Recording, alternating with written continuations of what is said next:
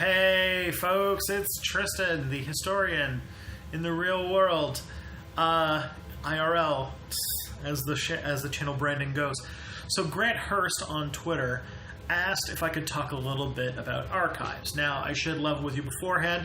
My archives are digital in nature, so I don't do as much like archive diving as a lot of my historical colleagues do, but I can pass along the advice that I have been given about it to you guys. So the first thing, when you're setting out to answer a research problem, you're going to need to think about what exists out there. Now, once you get to the point when you're considering going into archival research, you've probably read a lot of the major literature, so you can kind of, through looking at their sources and what kind of things they analyze, realize what kind of primary sources or like contemporary artifacts are actually out there.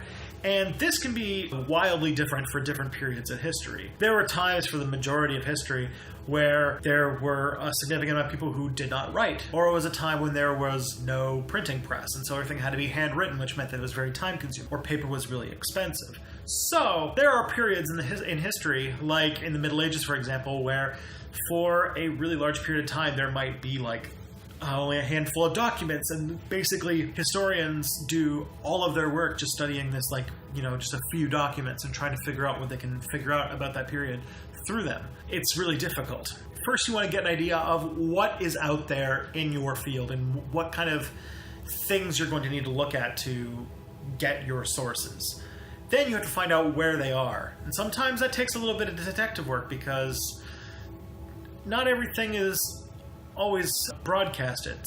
And sometimes it's not even a public collection. So you have to really think about finding where those things are, and then start, building a relationship with the archivists who work there. And most archivists are pretty helpful, but some archives are harder to work with than others. Once you have a rough idea of where you want to go, keep in mind this is just an idea of what you're looking for. Often you're going to find a lot more things when you actually go to the collections. So you need to make a relationship with the people who work at the archive. Usually you just email them, ask them questions about what they have, what they don't have, those kinds of things. And archivists will tend to know that stuff. And then you have to see what their digital situation is. If all of their archive is digital, you don't have to do anything except go and look at those online, which is great. If it's a bigger archive, or you're going there and you're not 100% sure what you want to find and it's not fully digitized, which is a lot of archives because they're very big and their funding is, not that great usually for, going and digitizing their collections, you're going to have to go there.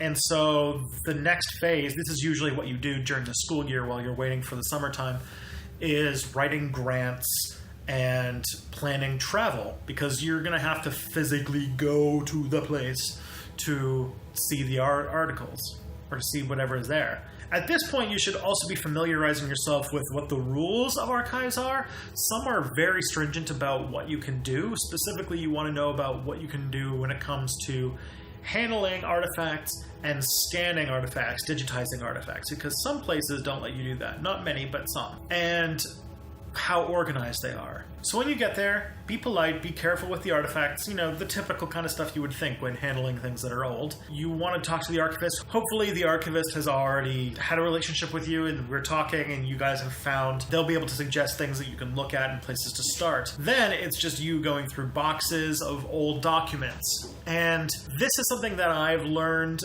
through the personal experiences of friends of mine, and that is, this is not a reading time, at least not like a heavy reading time, because you are typically, when you're at an archive, very rushed to just grab as many things as possible. If you are taking pictures, which is, if the archive lets you take pictures, you are taking pictures. Otherwise, you are frantically taking notes. So often, people who go to these archives will just be taking pictures of documents for, a whole day.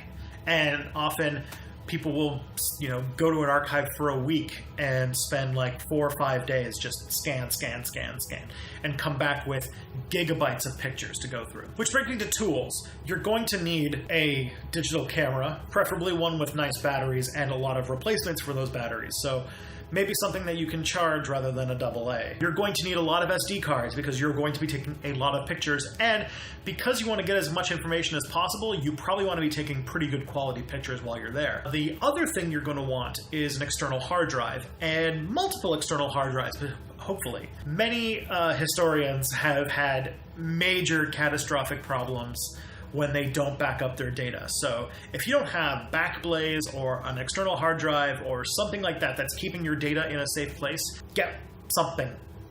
Backblaze is a pretty good one. It costs $5 per computer per month, and that's the one that I use to keep my stuff stored and protected. One of my friends, she actually has all of her data kept on a external hard drive that she then gave to her family, like her parents, to take care of, because she didn't even want to have her backups in the same house that she lived in, just in case like it burned down or something. Then comes the long and tedious process you come back of going through these documents, reading them, classifying them, sorting them, and trying to see what information you get out. And that's, you know, the bread and butter work of the dissertation process. Grant, I hope I answered your question. Until next time, I'm Tristan, historian, IRL. Peace out.